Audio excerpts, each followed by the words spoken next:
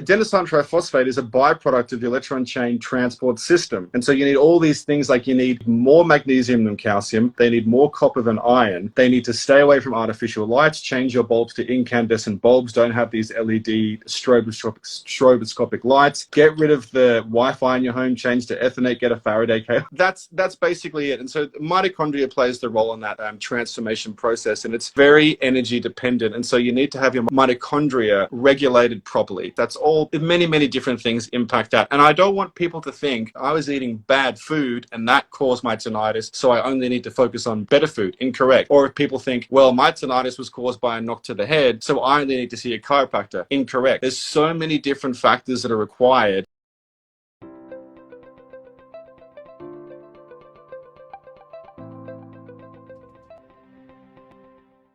Yeah, I mean, here's the thing. This is your domain. I'm going to definitely defer you guys. He's got to be certainly more of an expert than this. Like I said, have I helped people with it? I have. It is by no means a primary thing. People don't seek me out for this. It's very common to be a part of the complex of the things they're dealing with, especially around anxiety, depression, Meniere's, different vertigo situations. So I use things, but I tell them, like, I don't know. And definitely I think some of it is I've posted around some of my brain healing technologies that I use. I leverage sound frequency and neurofeedback and DC current and transcranial direct stim and all kinds of stuff. Yeah. And people say, could this help with tinnitus? Yeah. Could this help with tinnitus? Could this help? I'm like, no, none of these are designed to go after tinnitus. So I usually, that's for me more of a dietary thing, but I really am no expert. Yeah. And somebody tagged you, right? Probably a couple of months ago. And so I started following you, and I was like, oh. And I'm going to tell you, Liam, first of all, I want you to tell them your take on it, but I'm going to tell you right now. I have a feeling you want to tell me coffee and chocolate for me, and I want to hate you for it. So sometimes I just go. I got to tell you, I think that you're probably going to hate me after this, and a lot of the people with tinnitus are probably going to hate me after this as well. So do you want me to kind of break it down and sort of talk about? Yeah, well, here's where I want to go. Why did you get into tinnitus? Tell them who you are, why you got into tinnitus, why you got into this, and then break it. Do the, elevator speech pitch of, this is what tinnitus is, this is how to fix it, here's my course, I don't care, pitch your product, I don't care. But what I love, you guys, why I was like, oh yeah, I felt like, well, I don't really know, but I basically know he can't stand an ear, nose, and throat doctor. He knows they're full of shit. And he says the unspeakable word of, yes, you can cure it. So hands, praise, because it takes a lot of courage to say the cure word today. And I appreciate you doing that. So go ahead and tell them about you, why you got into it, and your kind of pitch of your theory, your approach. I'm 29 years old. I'm an Australian, as you guys can probably tell by now. And I probably have a story, I would say, that starts off pretty similar to most people who have tinnitus, but it ends differently because I actually fixed it. So I was actually a drummer. And so I started playing drums in high school, and I loved drums, and I played jazz. And as a young guy, I'd go out to my shed at my parents' home when I was still living at home, and I would play so loudly in such a confined space that I would have my headphones on. I'd be playing acoustic drums really loudly. I would say probably for 13 years, probably for all day, every day, 2 to 8 hours a day. I loved it. I absolutely loved it. And so eventually what happened was I played through high school and after school, and I actually got accepted into a school called the Victorian College of the Arts in Victoria, Australia, which is the best music school in Australia. So I played so much that I actually did very well, and I played in stadiums and all this sort of thing with different bands and stuff. But eventually what started to happen was I started to get a ringing in my ears, which I think many, many people are probably tuning into this are probably familiar with. You get a ringing, and some people, they go to a rock concert or they get a knock to the head or something, and they get a bit of a ringing and then it goes away. But with me, it stayed, and it stayed really, really badly, and it basically got success. I forget the word, but each day it got louder and louder and louder. And what I also developed was something called hyperacusis. So hyperacusis is like a noise sensitivity. So if you can imagine someone, if someone went up right now and scratched their fingers on a chalkboard, most people would sort of wince and go, oh, that's so horrible, I can't stand it. Well, when I had hyperacusis, and many people will also experience this, practically every sound will do that. It's like a form of torture. So you could be having a shower or brushing your teeth, or for me, it was all those things. And excuse me, you know, getting a haircut, or as a guy, we use an electric shaver on our face, and it was just hell. And so I did the classic, typical route of going into an ENT, which is an otolaryngologist. And what they say to you is this: they say, okay, Liam, you are, I believe I was 21 at the time, you have played music very loudly for many years, and what you've done is you've damaged your stereocilia in your ear. So just a quick breakdown for people. So you have the outer ear, the middle ear, and the inner ear. So you have the outer ear here. The vibration of the air goes through the air. It hits your tympanic membrane, which is your eardrum. And then what it does is it hits the three smallest bones in your body, which you call the malleus, incus, and the stapes. And they vibrate. They can actually decrease or increase external noise. And they hit your cochlea. And inside of your cochlea, a microscopic, it's kind of like, inside of your cochlea, there's endolymph and perilymph. And one is higher in calcium, one is higher in sodium. But the point is, it's like seaweed moving with the current of the ocean. And when the vibration hits, they kind of move like this. It's actually quite cool. And they create an electrical current, which goes down your nerve into your brain, and you process hearing. So that point I just said about the seaweed, you can break those. If you blast noise all the time, you can break those. But there is no actual proof that they are causal to tinnitus. And so the doctors told me, well, Liam, you've broken your stereocilia. There's nothing you can do. And you'll have to learn to live with it. And so I went to many, many different ENTs. I went to all sorts of different otolaryngologists, and I checked online, and also all I saw was horror stories. So, you know, I saw a couple of scammy products of people trying to sell their supplements to me, like tinnitus supplements, and just these, you know, terrible reviews, and just like predatory people on the internet. And so what happened to me was I had to drop out of university. I became basically addicted to alcohol and drugs to try and deal with this horrible ringing. And anyone who has tinnitus watching this right now will know just how bad and pervasive it is. Because, and I'll tell you this, I've had clients come to me with tinnitus, and they've gone to war, they've gone to jail before, they've gone through chemotherapy, they've had horrific things happen to them. And they say to me, Liam, I would rather go through that incident again once a year than have tinnitus, because tinnitus is just so pervasive. Because even if, and I'm not saying this is easy to deal with, but if you could imagine a person is paralyzed from the waist down, God forbid, something like that, they still have moments, excuse me, where they can sort of forget about it. You know, if you're sitting and watching a movie with your family, or you're laying in bed, you can get distracted from it, right? You can get distracted. Or if you have a rash, you have moments of respite. But when you have tinnitus, it's just always there. It's just this terrible thing. So I turned to drugs and alcohol, and eventually it was 3.5 years in. So this was 3.5 years of just being a bludger and just being depressed and contemplating suicide. And I thought, I can't do this anymore. I'm going to, it sounds, you know, trigger warning, whatever you want to call it, but I was going to basically figure out how to kill myself. It was awful. And at that time I was 23.5 years old, something like that. It was bad. And people do this over tinnitus because they get told there's no cure. And I'm sure other conditions as well. Yeah. It's really sad. And so what I did was, I remembered in my past, and this is funny because you were just talking about the oxalates then, so this is going to seem really weird, but in my childhood, I've got a medical history like you wouldn't believe, like I'm sure a lot of people do. And in my past, I had really bad ulcerative colitis. And so I was the kid in school who would like crap their pants once a week, and I was not popular with the girls. You can laugh, it's okay. It was not a good look, right? And so I went to a gastroenterologist when I had that condition, and he put me on Salofolk, and it kind of helped, but it didn't really help. But I remember, and I'm getting to the point of tinnitus, but I remember saying to him, and what struck me was he actually cared about me. He was a lovely man. He was amazing. He actually cared, but he didn't have the education that was conducive to actually helping me with my stomach problems. And so I remember saying to him, well, does it matter what I'm eating? Does it matter what I put in my mouth? And he said, no, it doesn't make a difference. And I just thought, That is the most ridiculous thing I've ever heard. So that's like that's like a mechanic. If you go, oh, what happens if I put water in my gas tank? Or what happens if I put sand in it? Does it matter? And they said, oh no, it doesn't matter. You would look at them like they're out of their mind. You would like, okay, I'll just put wet cement in there then, we'll just have the same effect. And so eventually, and this was years ago before tinnitus, I fixed it. But and you know what I did? I went vegan. Like, not kidding. But you know what happened was, I fixed it by going vegan, raw vegan actually. And I naturally assumed, okay, well, it's because plants are healthy. And it was a super healthy diet. But what it actually was I eliminated all of the crap. So I'm talking about huge amounts of dairy every day. We have Milo in Australia, Big M's, dairy, processed food, excessive carbohydrates, sugary foods, probably alcohol too, because this was when I was about the age of 16, 17, 18, that sort of thing too.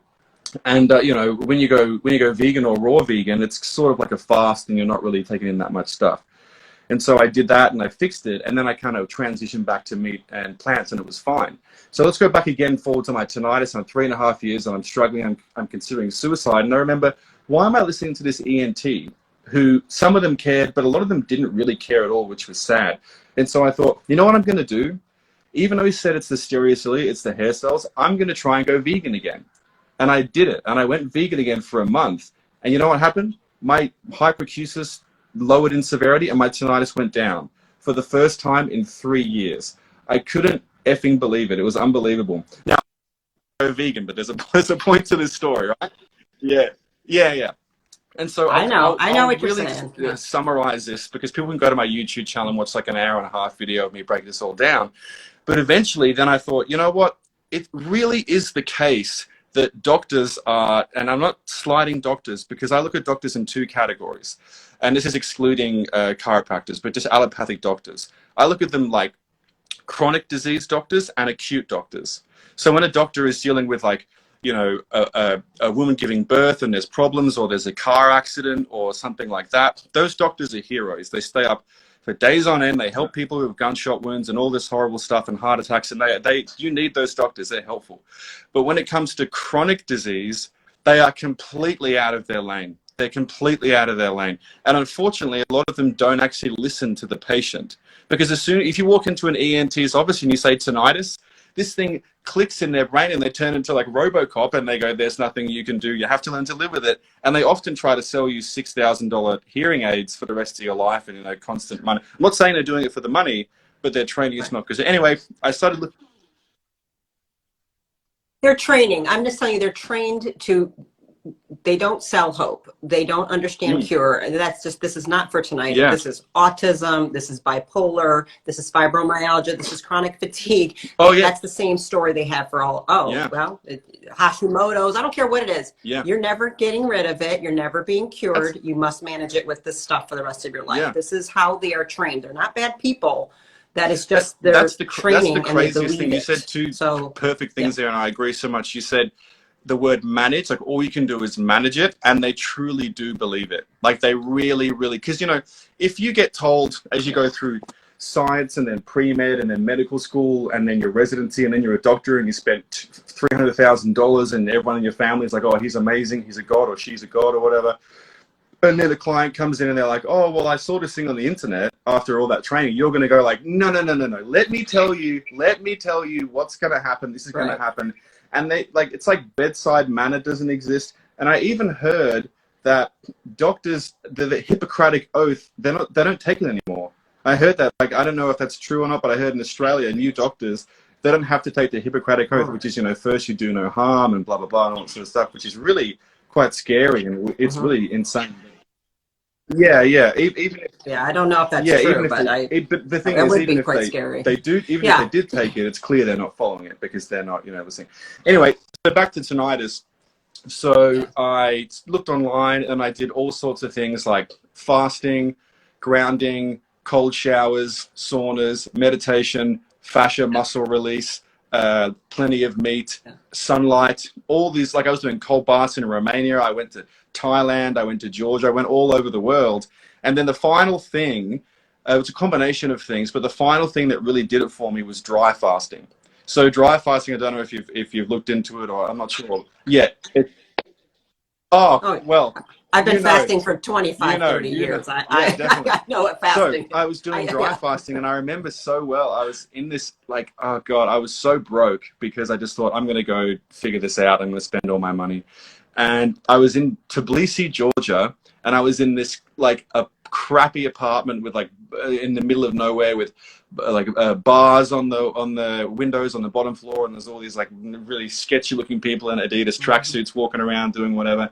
And I was just dry fasting, sitting in there, no showers, no water contact. Now I would do water contact, but I wasn't doing it. And over a month, once a week, I did four-day dry. Once a week, I did a 4-day dry fast. So four-day dry fasts in total, which is 96 hours, I believe. And it was rough. And my tinnitus went up and down and all around. But on the 4th day of the final one, I woke up in silence. And I cried like a bitch, and I remember laying in bed, and I didn't want to get out of bed. Like, I was literally like this, just in the fetal position, like crying, because I didn't want to get out of bed, because I thought if I move, I'm going to ruin it. Like, I don't want to, like, fall over and knock my head, or for there to be a loud noise, because I'm scared that because after 4 years of just, like, the most agonizing, like, it's just awful. I just thought, it's finally gone. And so that's my story. And then I started my first company. Yeah. So there's some peace. So I'm going to really quick break but with fasting, you guys. So please, I'm going to tell you to caution with dry fasting.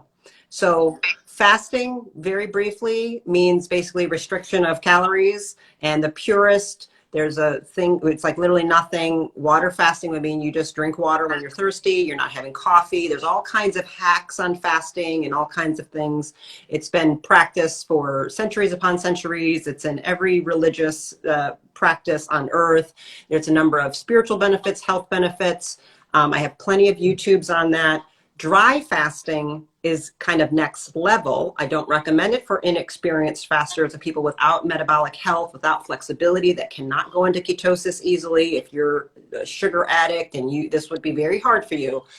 You do not drink anything. It's dry. Okay? There's a big difference. And the idea, your body actually makes a lot of water. Your mitochondria make metabolic water by metabolizing fat. So when you're healthy and the mitochondria can be very flexible and are very ketogenic, they're going to produce a tremendous amount of what we call exclusion zone or deuterium depleted or metabolic water to hydrate your cells. It is the most rapid detox on earth is dry fasting, without a doubt. Not everybody is able to, please don't go home and try this if you've never done this before, okay? So let me just caution that, right? If there's anything you want to add to that? I agree 100% with everything that you just said, because there's doctors, like there's the Russian doctor, Dr. Filanov, and there's currently a guy called August Dunning, which I don't know if you've seen on YouTube, and he's got a book called The Phoenix Protocol, and he studied Dr. Filanov's work and all these different Russian scientists' work. And August Dunning's, just for the viewers, maybe you know him, but August Dunning, when they used to send up astronauts up into space, they would come back with toxic radiation. So they'd be like a bit sick from the radiation. And his job was, okay, August, you're going to have to figure out a certain type of spacesuit to repel the radiation. And he came to the conclusion that it couldn't be done. So there's nothing we could do about the radiation. I don't know what to do. And then he started researching about detox protocols, and exactly what you just said then, it's the most effective detox. And look at all the detoxes which are effective now, like things like a gallstone cleanse or a water fast or a coffee enema, or a whole range of things that people can do these days. And dry fasting just absolutely blows them all out of the water. It's unbelievable. And exactly what you just said, the body, the mitochondria actually make water when you're fasting.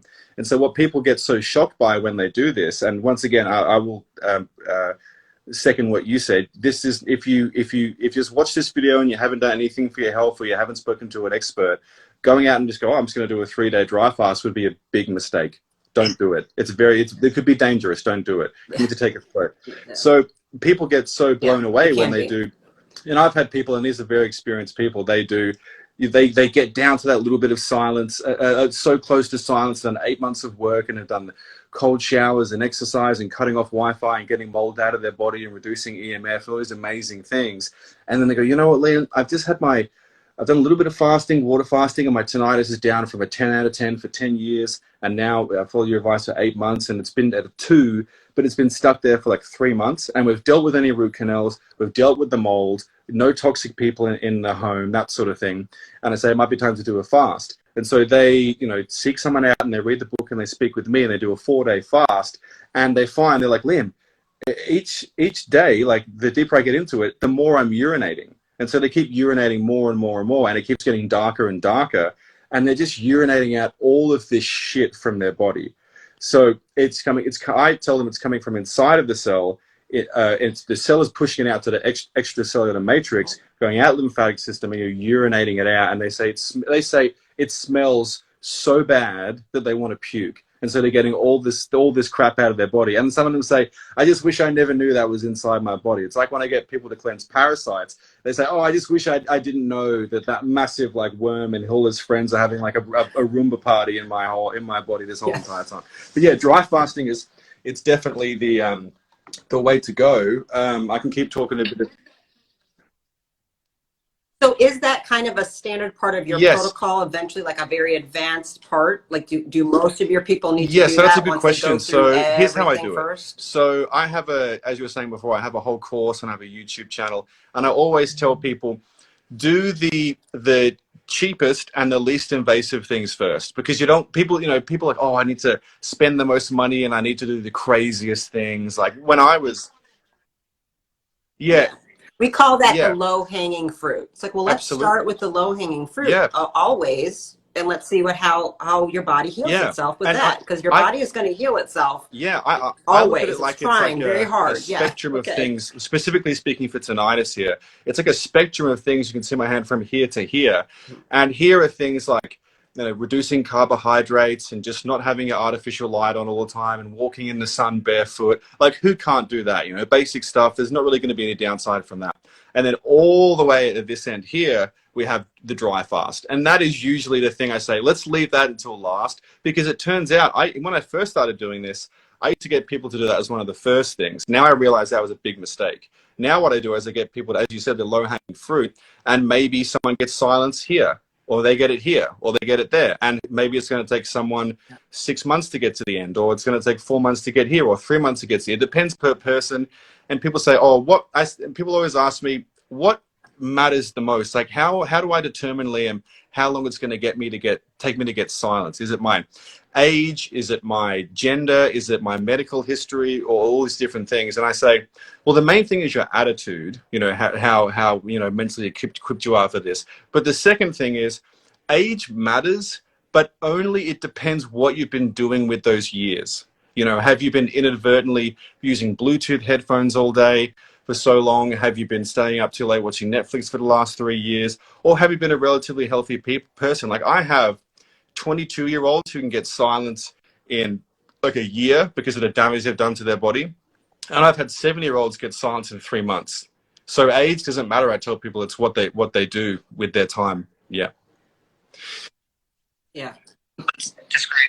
It sounds like pretty much how I would describe that. Again, it's the toxin load, right? And what I like about what I've seen, at least what I know, is you talk about a lot of the same toxins like that I deal with, right? And so when people say, well, yes, I tell them, you help tinnitus. I'm like, well, I've helped tinnitus a lot, but it's not, it's like I'm fixing a mold illness.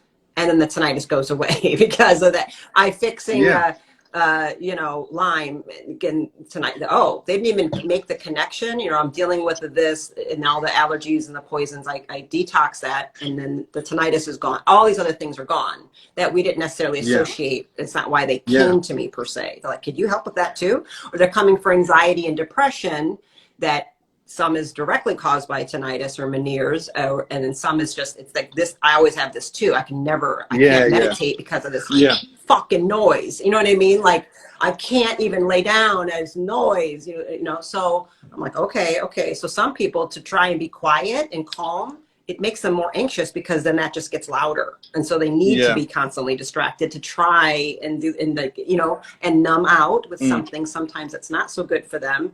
because that's the only break they can figure out how to find. So I like that I see them, like I hear you talk about mold and oxalates and electromagnetic radiation poisoning and all kinds of stuff. And I'm like, this is like, you're bringing a lot together. And I'll briefly break down like my theory as to what it is that, because you said before, I have so many testimonials, and when it comes specifically to tinnitus, and this is not to be arrogant or braggadocious or anything like that, I have the most tinnitus testimonials, as I've seen, out of anything in the world. And I'm not, once again, I'm not saying to be arrogant or anything like that, but it's because I think I really, really fundamentally understand what the root cause of tinnitus is, and it's mitochondrial dysfunction. Because if you look at all these things like oxalate, which is in coffee and leafy greens and Swiss chard and quinoa, and you look at mold, and you look at anxiety, and you look at EMF and artificial light, and you look at fascia problems, neck problems, you look at lack of sleep, you look at viruses, parasites.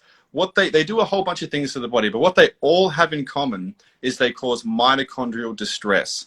And a lot of them, like parasites and mold and oxalates, are actually, that's one of their main goals, because mold wants us dead in the ground. You know, it wants us dead in the ground, like a dead tree fallen over, so it can eat us. Parasites are similar. There's a bit of, you know, I think the word is symbiosis, I think, with some of these things that think, oh, well, you know, we can just live with this person forever and keep eating while we eat them, for sure. But if we die, which people have died of mold toxicity quite often. There are lawyers I know who deal with black molds, and it's not good.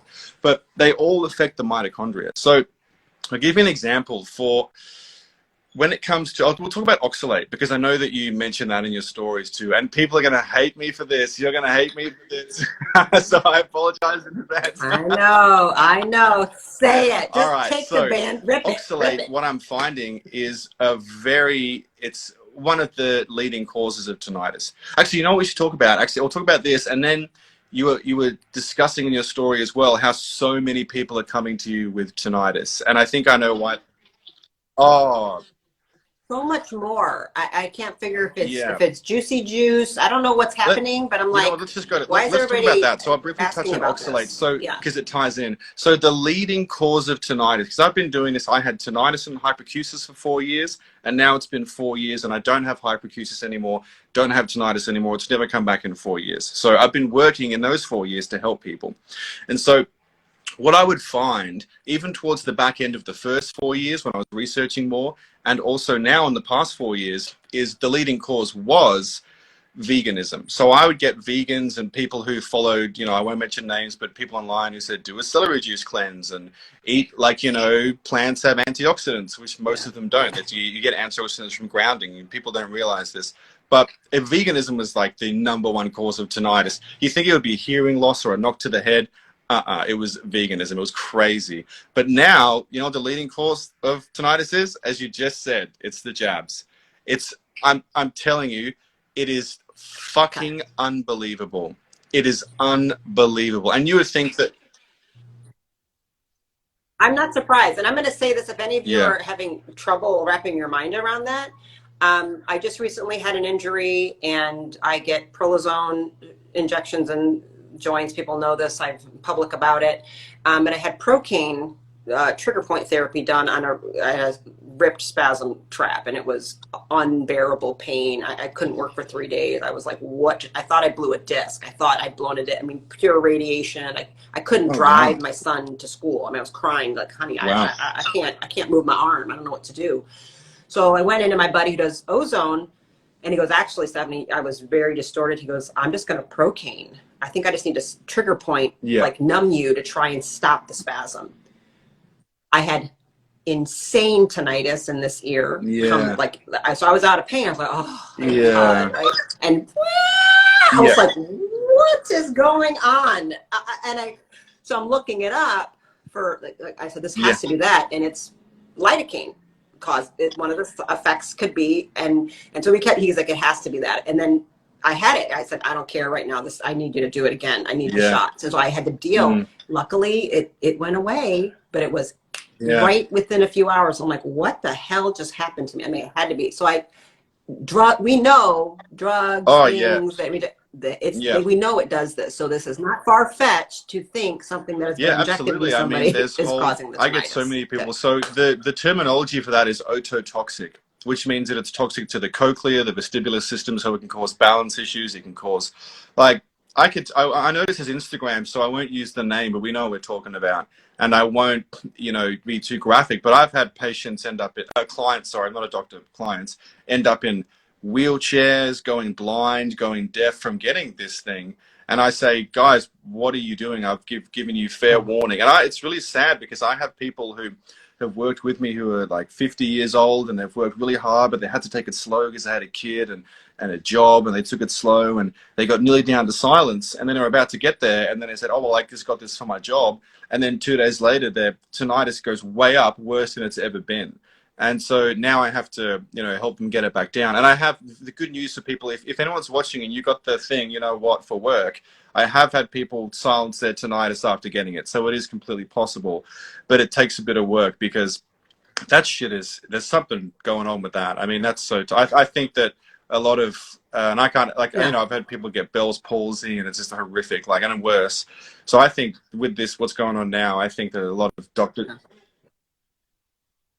okay. So partly, I figured it had to be. I'm like, there's clearly an increase, and also there's increase in radiation poisoning happening right now. So the two things that we attack: radiation, electromagnetics, destroy mitochondria. So I like this. It's interesting. I never thought of tinnitus as like a mitochondrial disorder. It's still, I'll be honest with you, it's still like a theory that I have. But the thing is, I keep proving it again and again and again and again. So it's just like the writing's on the wall. It's clear. It's clearly what it is. Yes. Well, people like Doug Wallace will say that 90% of every disorder is a mitochondrial disorder. So it would make total sense, that it makes sense. And where possibly someone's genetic weakness is where these things show up. Somebody might have a joint issue. Somebody will have a tinnitus issue, perhaps. We don't have an answer per se, like why mold illness, for example, which I went through, can look dramatically different. You can have a family and their symptoms are incredible. We have similarities, but wow.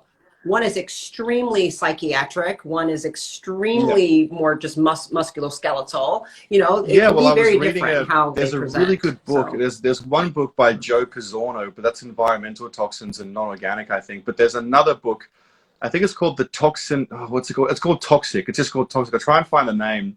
But it's all about mold and Lyme disease, and it's a fantastic book. And he talks about how, exactly as you said, you get a family and a home, and there's a mold infestation, like there's aspergillus or borealis or something in the bathroom or in the walls, and you can't smell it or see it, and only one person gets sick. And that's because he was saying that 25% of the people, I think he was just referencing America, but I'm sure you can extrapolate that to the rest of the world, 25% of people don't have, I think it's an enzyme or a gene that helps you actually break down mold and get rid of it. Because and so there's been cases I've had where, and it's really sad because, unless a person has had tinnitus, they just don't get how bad it is and how horrific it can be. Because as I said at the beginning, some people will go to a rock concert and their ears will ring for a little bit and then it will go away and they go, oh, yeah, I've had tinnitus, just ignore it, it's fine, it'll go away. But when it's 10 out of 10 and it's horrific and it's always there and you can't rest or, as you said, meditate or do anything like that, it's horrible. So I have families where one of them is my client, whether it's a child or the father or the mother. It's just so often that I have this, and they'll find mold in their home. They'll go see an expert and they're like, yeah, you have a bad mold problem in your home. It's really bad. And then they'll go and tell the rest of their family, look, I found mold here and this is what's causing me, the ringing, and it's giving me rashes and blah, blah, blah. And the family's sometimes the family goes, what are we going to do about it? It's going to cost $50,000 to fix the home, or we've got to move out or something like that. Or sometimes it's a lot cheaper than that, actually. But I've had one case where it was bad. And sometimes people are renting and the landlord just goes, I don't care. I'm not going to fix it. Screw you, sort of thing. And it's sad that people are not so understanding of how bad tinnitus is. And I'll tell you one thing as well. ENTs have such a habit of telling their patients, of all people in the world, you think otolaryngologists would be more empathetic and understanding of people with tinnitus because they study it a little bit. And they tell people who eventually become my clients, oh, it's just a ringing, or people live good lives, we just learn to deal with it. And then those ENTs go and get the jab because they're like, oh, I trust the science, it's perfectly safe. And then they get really bad tinnitus, and then they come to me.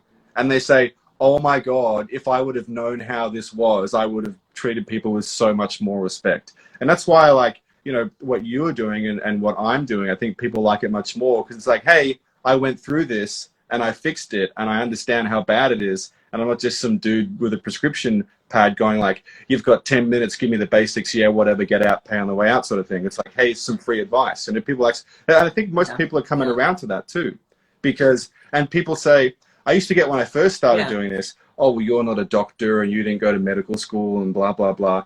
And now people are saying to me, oh, I'm so glad you didn't go to medical school because you're not legally obligated to, you know, say certain things and you can't get your like license. Because I don't have a medical license. Obviously, you know, obviously.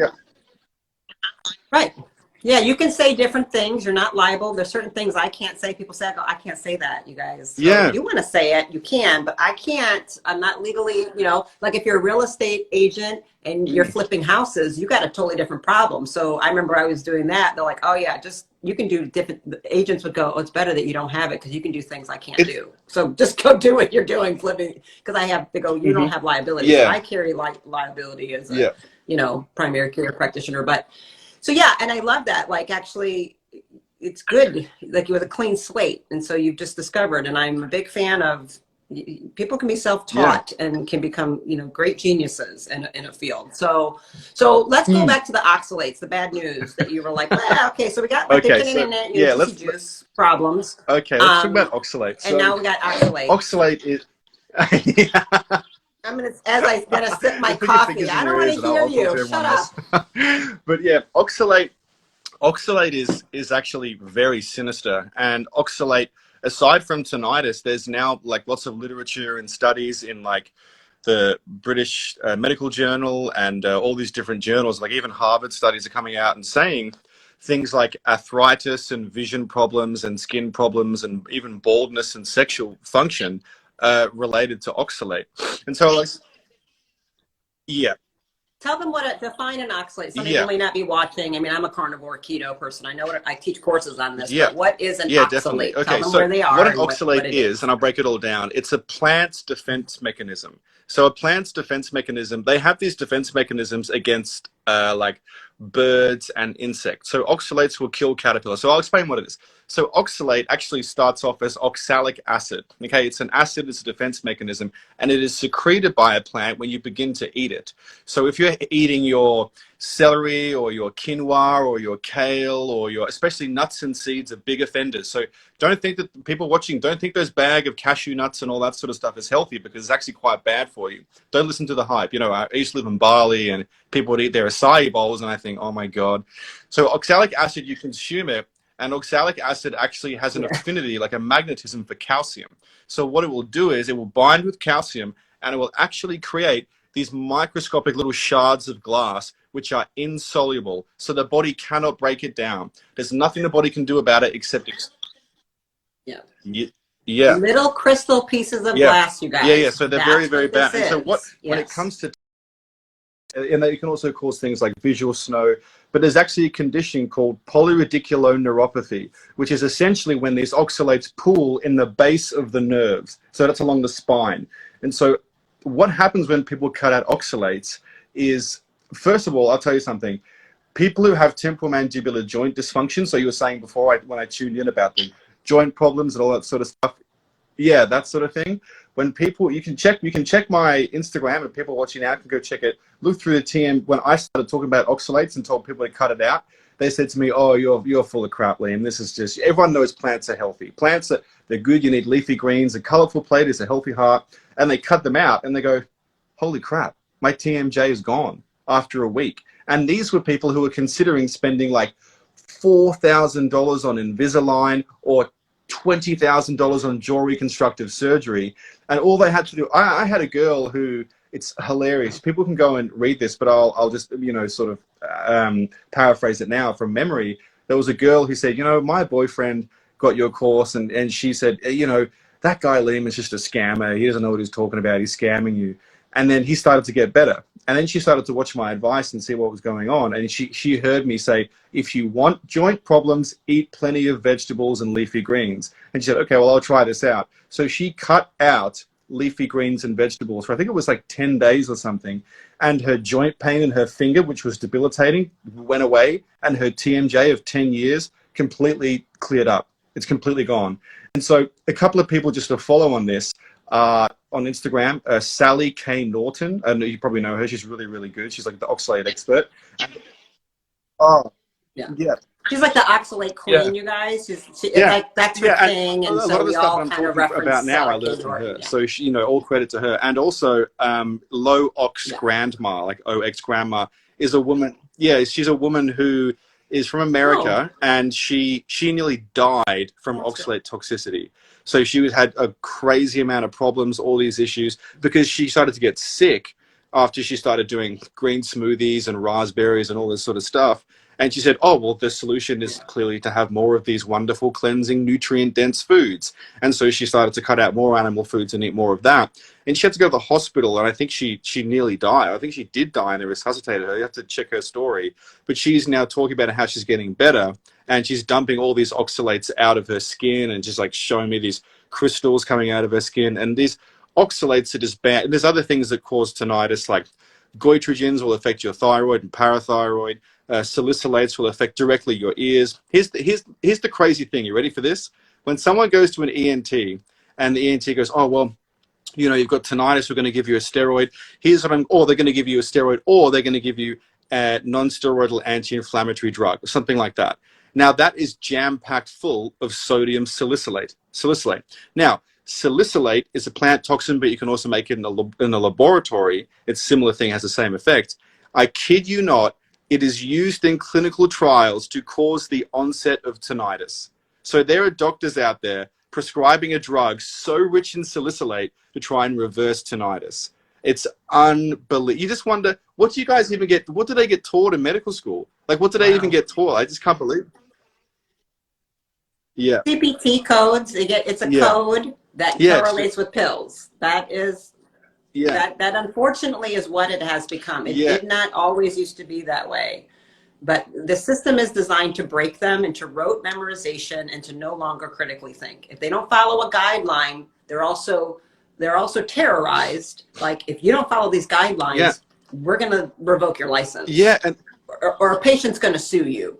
And if you get sued, we won't defend you. Fine. But if you follow our shitty guidelines, we'll defend you. It's crazy what you just said, because that's true. I've heard many cases of this in Australia and America, New Zealand and Canada, where if you're a doctor and you suggest someone to, you know, like eat less carbohydrates and maybe go outside and get more sun and maybe, like, you know, do intermittent fasting or something like that, which most people can do, and for whatever reason they fall over and smack their head, they're going to try and pin that on you and sue you, and you'll lose your license probably forever.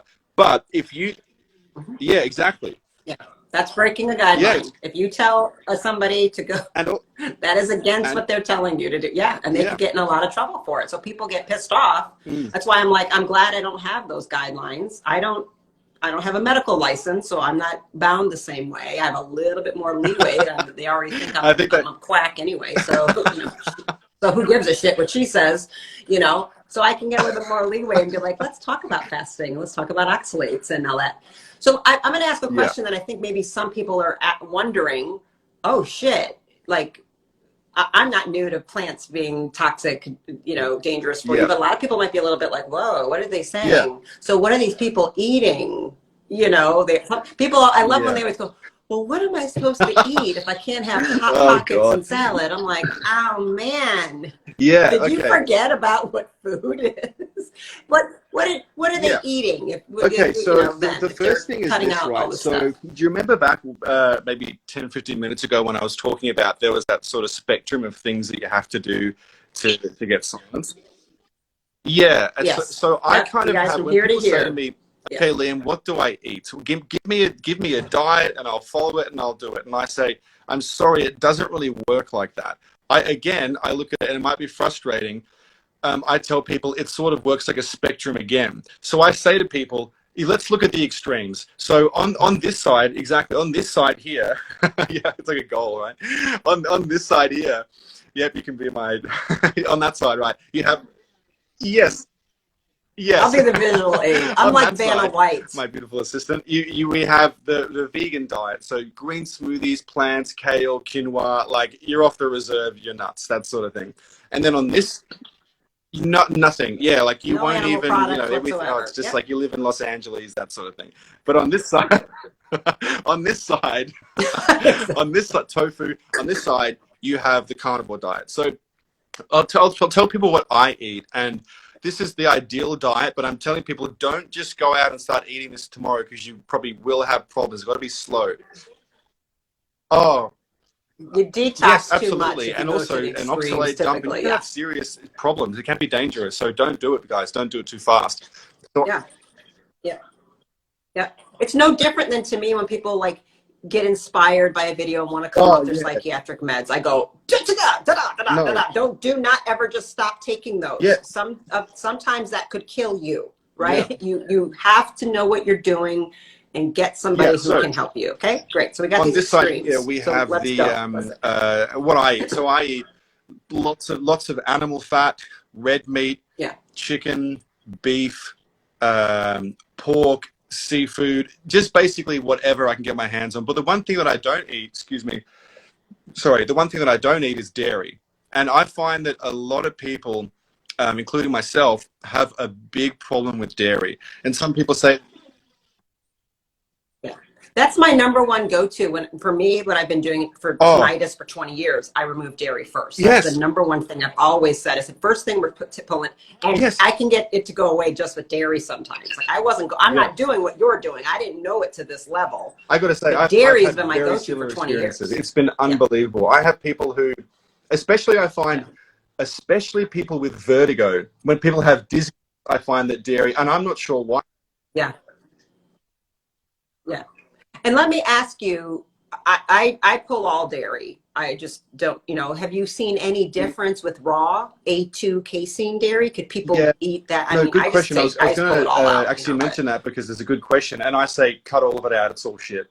And yeah, it's because people say to me, I cut it all out too. because people don't want to, when people don't want to quit carbs, the marketing is, oh, well, here are some healthy carbohydrates that are like whole grain and filled with minerals. Like, oh, bullshit, like whatever. And so when it comes to milk, I do understand that some people do well with ghee and raw dairy and colostrum or whatever it's called, like that. But I just say, guys, like, there's no point going from pasteurized to raw, because I don't think it's the fact that it's pasteurized or the fact that it's raw that it is going to make a difference. It's probably the lactate, the lactose, or something else in it, like an allergy. No. I don't know what it is either. It was like I forget, one of my old teachers told me that he is like an old man, was like, oh, I'll tell you right. And he saw it from his old like grandma wisdom and his old doctoring medicine quinn. And I saw it, at least if people really did it, I had at least 75% success, I would say. And I mean, you pull it all out. We pulled butter and everything out. And again, I think some of these things are, raw milk can be a superfood for somebody else. I can't explain why. I don't know what exactly it would be that's missing or is included in people that do better or worse, but it must be something genetic, I would say. It must be some genetic, or maybe like a gut bacterial thing that helps them process it or something like that. But I tell people to cut out dairy. So back to the tinnitus diet and what people should eat. I tell people, everyone is different. And once again, referring back to what I mentioned before, it depends on their medical history and what they've been doing to themselves. Dietarily, stress, sleep, how many antibiotics have you taken? Who knows what's going to happen to them when they start changing their diet? So slow is the way to go.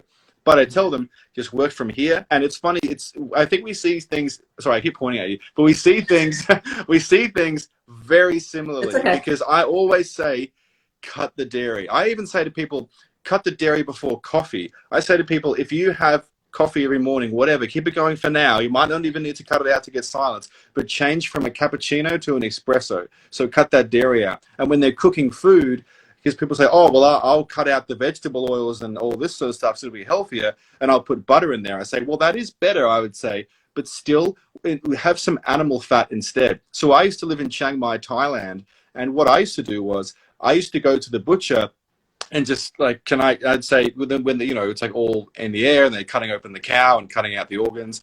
And I'd say, oh, I'll get the liver, or I'll get the brain and the heart, and can I have the fat too? And they would look at me like I was a crazy person. But I would get the fat, and they would sell me congealed blood and all this stuff, and I'd make food, and it was amazing. Like it's yes, You just yes, take a you put chunk it of that so and I'll put tell it in the another pan, thing, like, which is yeah. I miss Chiang Mai. Sorry, I used to live in Chiang Mai. They have a thing called hot pot, and there was this place I used to go with my mates called. Really? I've been to When Chiang when were Mai, you so in I'm when like, were oh you in Chiang my Mai? God, yeah. I spent Christmas. I took my son to Thailand. We went all Oh, over. maybe So I was. God, let me 3 years I ago. I could have been there three Yeah, years we ago. spent a I few could have been weeks. there. Yeah, Yeah. yeah. Oh, That was my son's favorite part. When we drove oh, in, his whole body went, "Oh my God!" oh, I was trying to move us there. That my plan was to oh. move us to Thailand, but It's it didn't it's work a out. But yeah, wonderful place I because was scouting it out. you have. But it's kind of in the Yeah, middle it is. because, I well, love geographically Thailand. it's the middle too. But it's in the north actually. Sorry, but you know, you have Chiang Mai, and then you have Bangkok, which I've never been to, but I don't really want to go there. Yeah, no, I don't really It's have the. I don't intense. You really don't want to need to go. stay there very long. Yeah, it's just, It's and like it's being in just like a Manhattan. It's ladyboy like, bar. what? Oh, No, Chiang Mai isn't is it? that Have you? spiritual Did you ever jungle, see? I know we're kind of getting off track here, but yeah. I like talking about this. Did you ever see the Lantern Festival on New Year's? Did you ever see that? That yeah, I've only seen the I've seen video. it three Yes, I've times, seen and it's videos almost of it. life changing Yes. because they have that Doi Sufet mountain. Because I ride motorbikes, and so I'd ride up there, and you know, people make a wish. It's very Yeah. spiritual. And it's very Yeah. lovely, and Yeah. wish, and they release these paper lanterns. And Oops. it's Yeah. like Okay. it's like I can't Yeah. describe it. I can't describe it. It's unbelievable. I think you're sitting there eating. Okay, so back to the hot pot. I can talk about this one time. Back to the hot pot. Yeah, sorry, sorry. Yeah. Okay. Yeah. Yeah. But the hot pot, you go in Chiang Mai, and they have this big meat buffet. It's like out in the open air. It's very lovely, and they have things like cow intestines, liver, heart, lung, brain. And what they do is they bring out a little table, which is no bigger than probably my bed with three mates, and they bring out like a little two things. One is a small frying pan, maybe this big with coals under it, and another is like a little how do I like full of water. You can put stuff in there, and they give you this little bowl, and it has cubes of fat in it. So you put the fat on the frying pan, it melts it down, and then you put whatever you're eating on top of that, and you put it back in your bowl and eat it, and it will change your life. It's unbelievable. Like so yeah, I started off there, and oh my god, yeah. Yes, sometimes Do I you do. eat So any plants? I don't necessarily eat them for Okay. medicinal purposes or anything like that. Now, when I do eat them, it's for enjoyment because some plants I do like to eat. So maybe once or twice a month, I will eat some plants. I'll have some. Like what did I have recently? Like I had some baby carrot. I had a stir fry, and I had at a restaurant like beans and pork and stir fry, and I had a bit of rice in it too, and that was delicious. It was amazing. So sometimes I'll do that because why not? But one thing I will do, and I tell people to do this, and this is you know what? This is one lesson I can. All right. Hang Oh, on. I think they're saying they can't hear you. I can hear you fine. So can someone type in, can you hear Liam? This has happened to me when somebody, yeah, they're saying it's not okay. Okay. okay. Let's see. Can you guys hear me now? We're going to see. So if people, and I want people to notice in the comments, people are like vouching for your course. I just told them, I Yeah. said, follow him, take the course, like I haven't taken it, but like, Thanks. you got to Yeah. take a risk at some point. But a lot of people are like, oh my God. All right.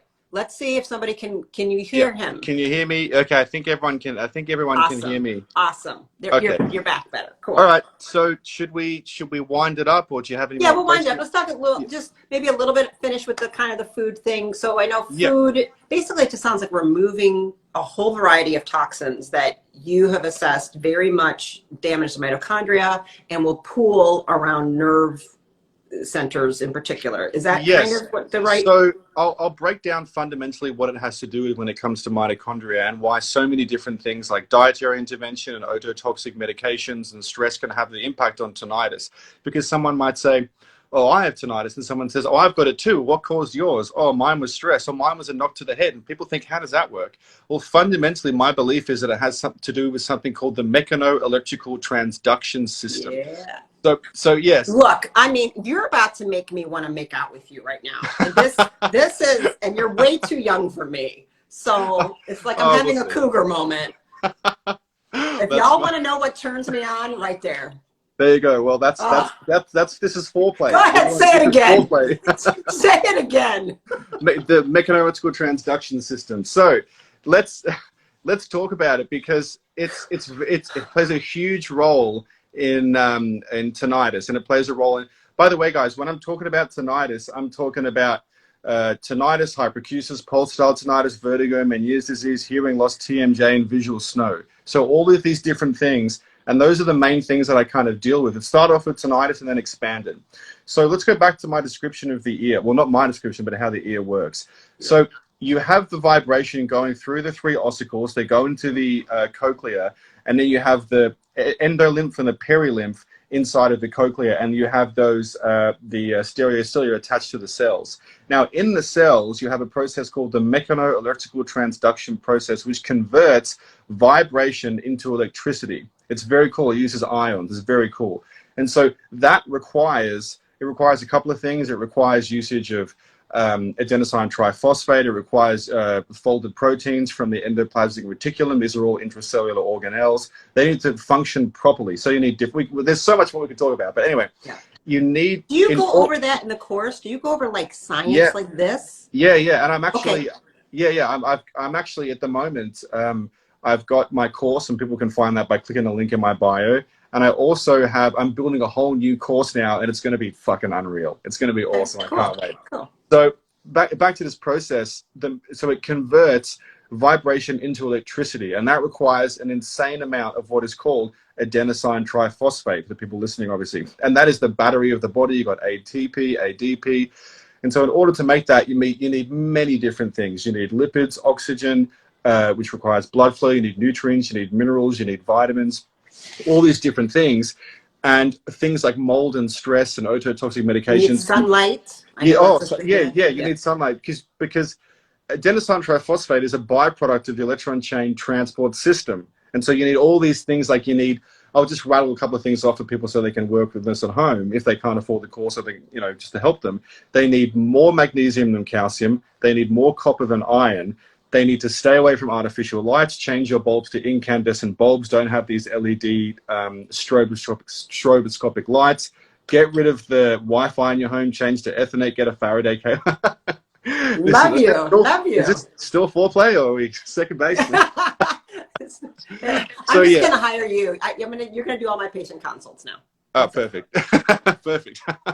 So that's basically it. And so mitochondria plays the role in that transformation process, and it's very energy dependent. And so you need to have your mitochondria regulated properly. And so we'll just tie it up here, I guess. That's all.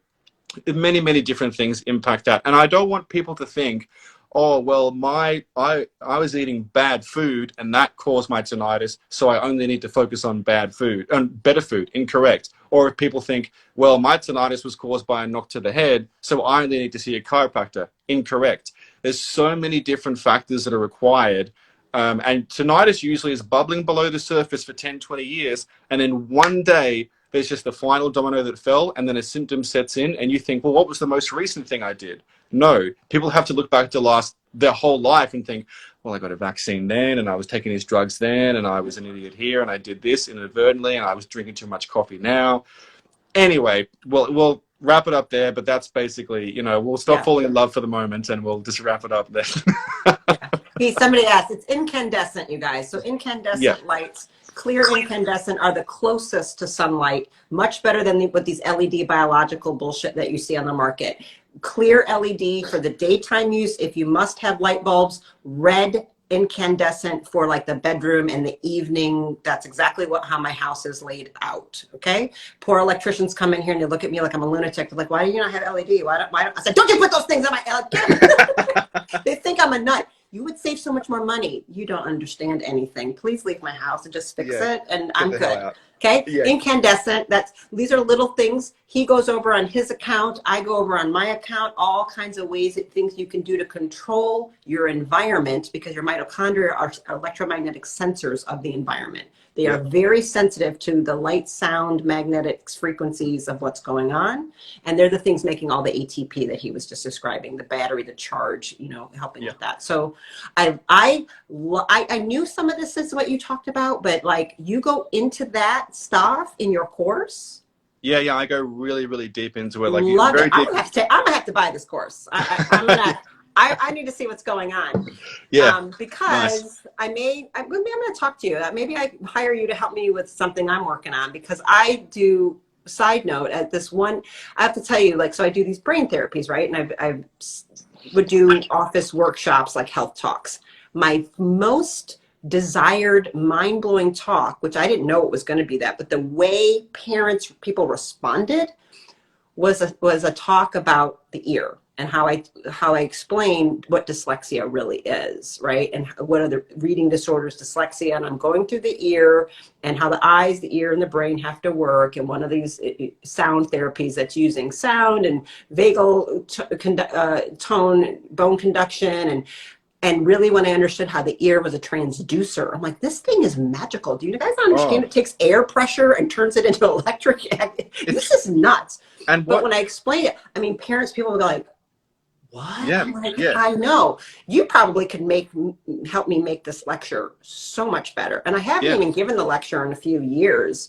And what people, I'll just tell this to people as well, so they realize this, but we have many different senses. So we have sight, touch, smell, hearing, taste. Did I miss one there? I don't think so. But the point is, there are many senses.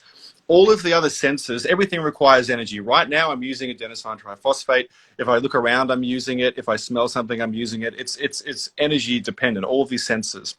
The only one that you can't turn off is hearing. Because if I'm sitting here and I'm not moving my body, like, obviously you have the autonomic nervous system, the heart's pumping, that's using it.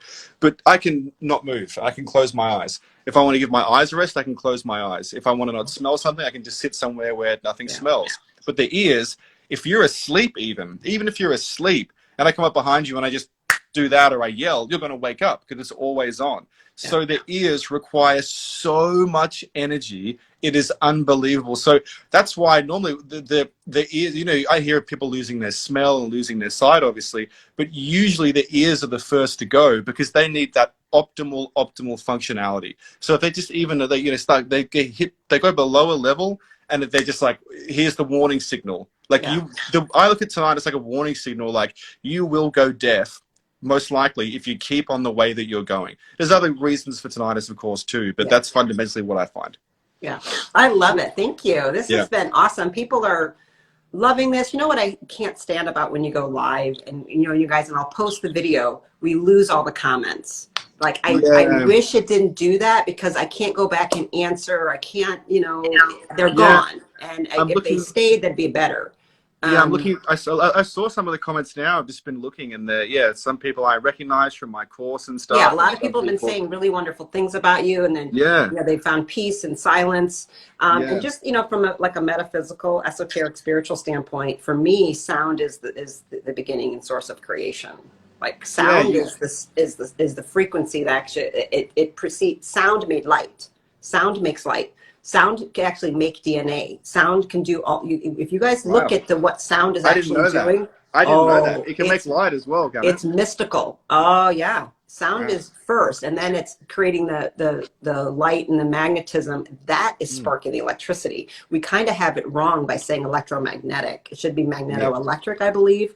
Right. It's part of how Tesla believed in the ether. We all used to believe that there was now, and then modern day physics has erased it. I think they've done that on purpose to keep us not understanding how things are really there. Absolutely. So sound is so fundamental. So it's, you've tapped into something very deep, I think bigger than you realize with this. So that's just another little rabbit hole piece for people. If you want to know more about that kind of thing, come with me on safari in South Africa, because that's all the kind of crap I'm going to talk about. I'm going to talk about all the woo-woo there that I really like.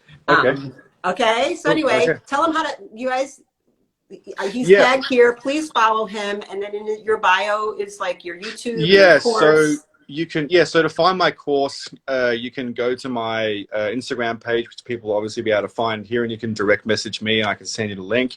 Or if you want to watch a pre-recorded webinar about all this stuff and I go into it and break down my whole story and everything, you can click the link in my bio. I also have a YouTube channel, which is Liam Stops Tinnitus. It's the same thing. And I just break down all sorts of things. I upload plenty of videos there. But most of the testimonials right now are on Instagram. And most people with tinnitus, they just need hope. That's like the main thing. So they just need to go through my YouTube channel and Instagram. It's just like testimony. Like some of the, it's age ranges from 13 years old to 75. And some people have had tinnitus since they were born, and they're 55 years old now, and they got rid of it. So they can go to my YouTube channel, find me there. And I have it off and on. I'm going to tell you, like, I'm a little nervous to go down your rabbit hole. Yeah, you got to quit. I don't want to give up coffee or chocolate. I was going to say that. I don't. Look, I'm a 49-year-old woman who still gets her period, for fuck's sake. I do not want to give it up. I don't. But, and I'll tell you when it started crazy was when I was pregnant. I was like, wow. And then it was very intense at that time. I was like, what the hell's happening? Yeah. Do you take iodine or anything like that? I do take iodine, yeah. Okay, I'll tell you one thing with the coffee. I don't know if you've read it, but have you read the book Caffeine Blues? I haven't. Oh, that'll fuck your life up. I didn't start drinking coffee till I was like 42 or something.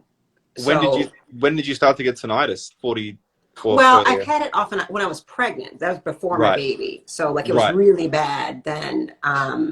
Yeah. Well, it can be. Tinnitus is often not. Tinnitus is never just one thing. Just like any disease, I'm sure. Just like I'm sure you have a piece there for me to kind of to look into a little bit. I'm not plagued with it the way like you were by any means.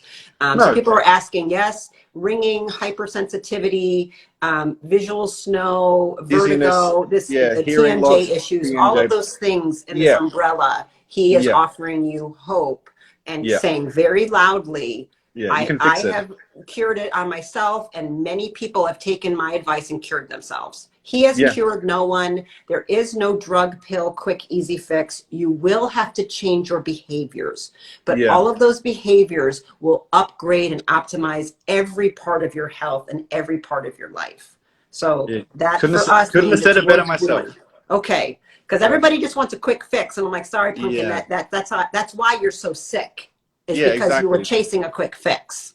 So they're chasing like a dopamine hit, and they want to get the fast food, and they want to take the pill. But so you can go to my Instagram, check it out, and thanks very much for having me. I love this. This was great. Thank you, Liam. It's so lovely to meet you, and thank you for. You too. I'm sorry you went through this, but I'm so grateful you took your pain and turned it into a deep purpose, and it looks like you're helping a lot of people that couldn't find help anywhere else. So. Well, thanks for saying that. I appreciate you doing it. Okay. All right. Have a lovely day there. Okay. See ya.